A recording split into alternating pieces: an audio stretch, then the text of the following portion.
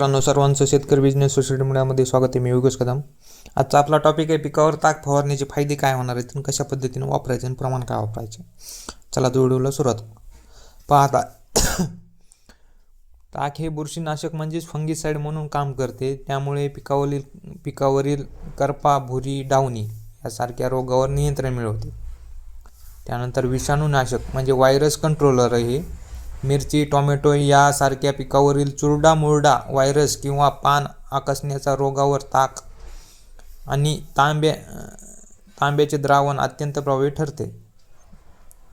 वाढ नियामक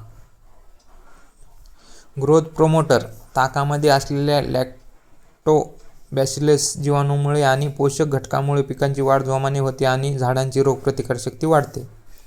फुलांची संख्या वाढते. ताकाच्या फवारणीमुळे झाडाला आवश्यक सूक्ष्मद्रव्ये मिळतात, ज्यामुळे फुलांची गळती थांबते आणि उत्पादनात वाढ होते. कीड प्रतिबंधक ताकाचा आंबट वास आणि त्यातील गुणधर्मामुळे काही विशिष्ट प्रकारच्या किडी पिकांपासून दूर राहण्यास मदत होते.